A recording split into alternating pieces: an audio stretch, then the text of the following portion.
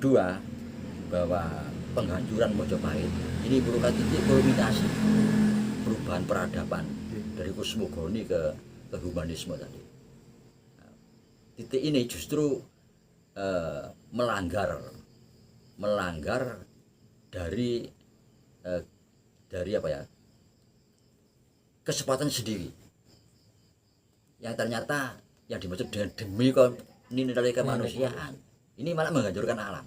Ini kan melanggar, sehingga sekarang ini manusia ini berhadapan dengan peradaban sendiri.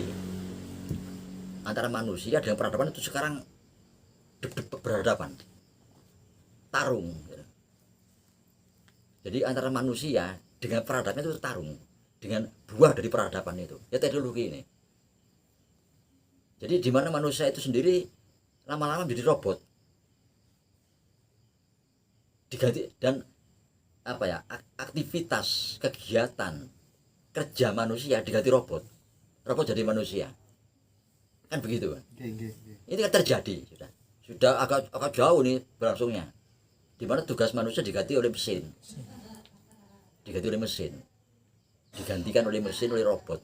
Katakanlah pengertian robot ini secara luas ya, semua teknologi itu robot yang menggantikan pekerjaan manusia, tambah lama tambah nemen, sehingga dikhawatirkan bisa kelak manusia jadi robot jadi manusia. Ini kebingungan kita ini sebetulnya.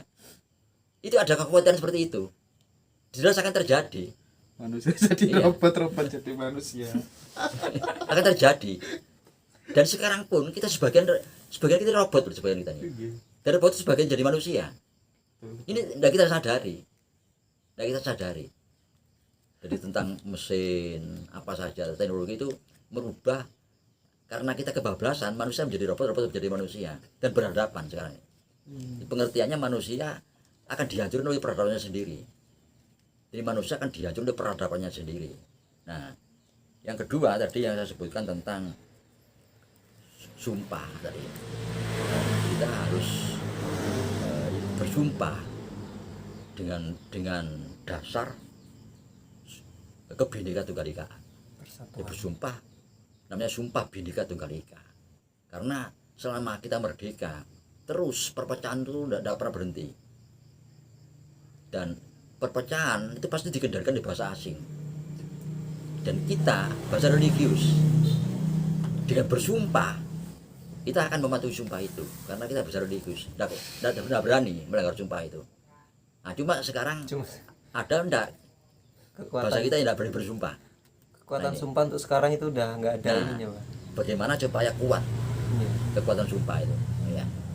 Cuma ada juga yang tidak berani untuk bersumpah Bhinneka Tunggal Ika. Ada kemudian ada yang tidak berani karena dia mau memecah belah, ingin memecah, sehingga tidak berani bersumpah.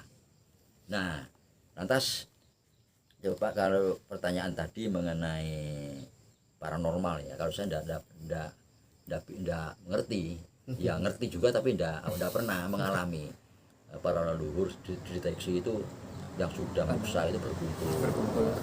Nah, sekarang kita tarik lagi sedikit ke belakang tentang Demak Pajang Mataram.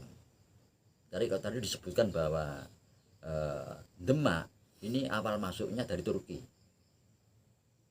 dengan Syekh Subagir tadi dari Siam. Nah, lantas ini kan banyak korban masuknya Turki itu, maka muncullah Pajang. Nah, ini kalau pernah saya dengar, Pajang ini juga tokohnya dari sana juga, tapi mengontrol gerakan Syekh Subagir ini. Cocok kan enggak untuk diterapkan di Indonesia atau di Jawa? Nah, dilawankan oleh kelompok dari Pajang ini yang disebut di dalam buku-buku legenda ya. Ini kelompoknya Syekh Siti Jenar, sehingga tumbang kelompok Turki ini di Demak tumbang. Nah, setelah dikuasai oleh Hadi Wijaya, murid Syekh Siti Jenar ini, terus diterisir oleh Mataram dan kelompoknya Sunan Kalijogo. Maka terjadi kenetralan. Jadi yang dianut oleh orang-orang keraton di Solo Jogja sampai sekarang itu, yang disebut dengan kejawen itu kan itu kan. Ini yang menetralisir dari kelompok keras tadi.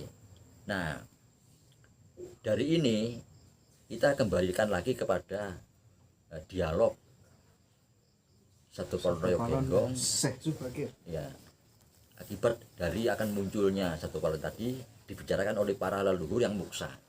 Nah, satu Palono Genggong ini dideteksi oleh para ahli-ahli sejarah. Itu kemungkinan itu Resi Dwi Jendra. Sinten, Mbah? Resi Dwi Jendra. Resi Dwi Ya, Jendra. Resi Dwi Jendra ini masih keturunan dari Ibu Barada, tapi pada Majapahit akhir. Ini yang mendampingi Raja Majapahit sebagai penasihat. Tapi ciri fisiknya sama seperti yang digambar-gambar itu Pak enggak? Nah, itu sudah dimitoskan. Oh gitu. Secara mitologinya begitu. Itu memang sengaja ya? Iya. Jadi Resi Dwi Jendra ini resi yang sudah mumpuni, yang sudah mempunyai ilmu apa ya, spiritual tinggi, sehingga digambarkan dia itu seperti Semar. Oh. Jadi mampu apa ya, dan matinya juga muksa. Dia punya tingkatan yang tinggi, menembak kepada Dat yang maha agung gitu. Jadi digambarkan seperti Semar kan begitu. Dia penasihatnya siapa tadi, Pak? Raja Majapahit Oh. yang akhir. Ini Dwi Jendra, Resi Dwi Jendra.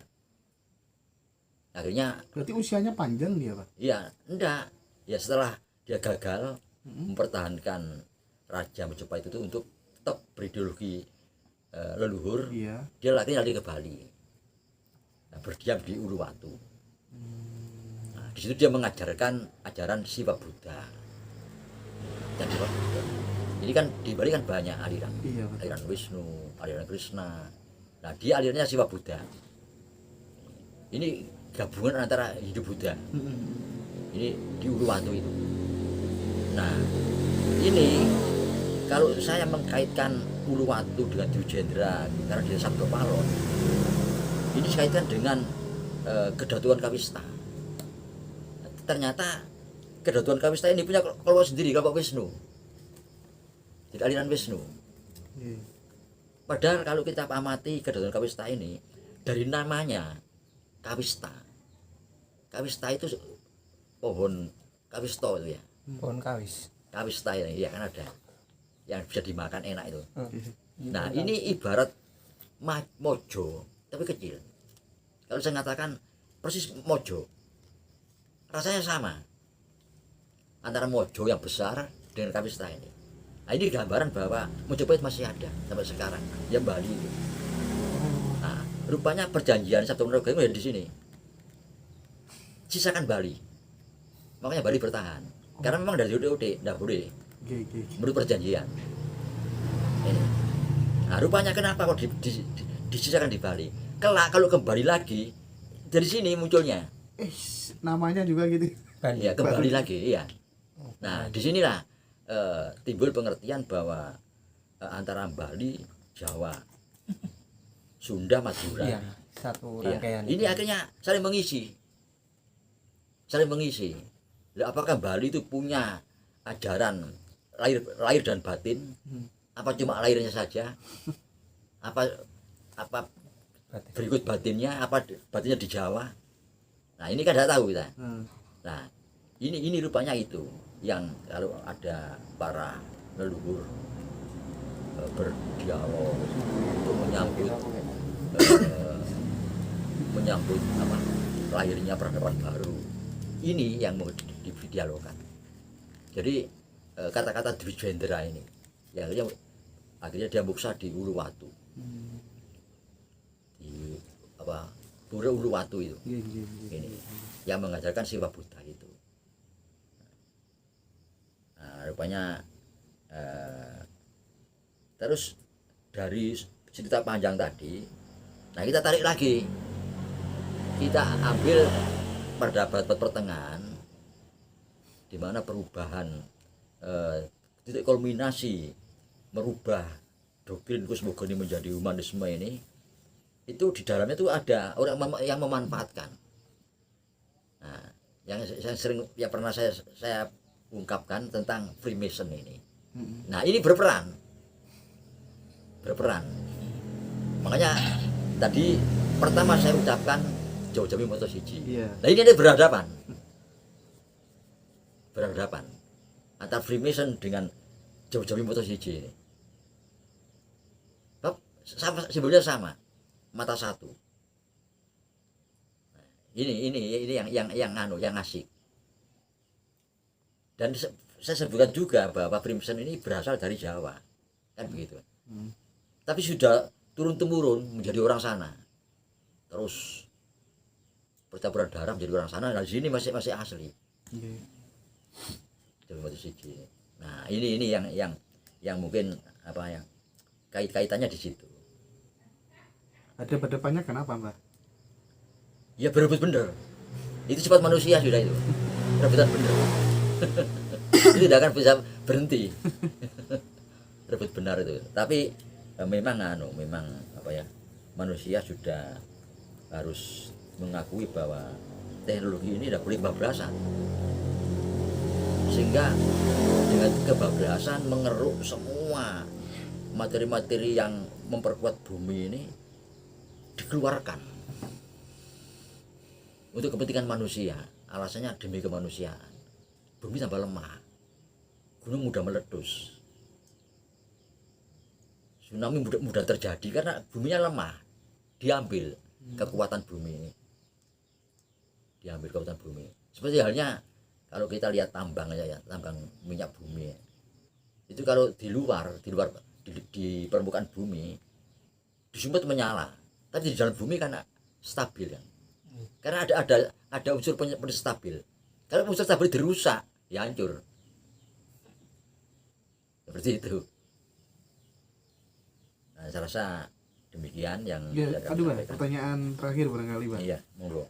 Statementnya apa? Menhan Malaysia, Pak.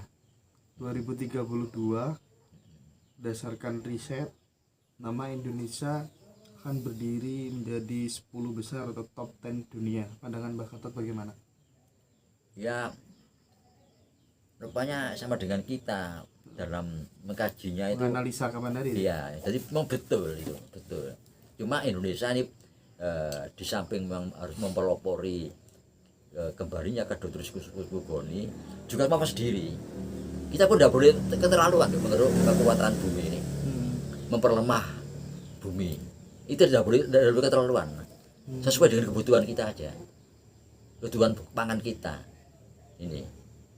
Nah, jadi sekali lagi dengan kembali ke alam kosmogoni, jadi tidak berarti menghambat perkembangan teknologi, enggak, tapi lebih selektif gitu loh.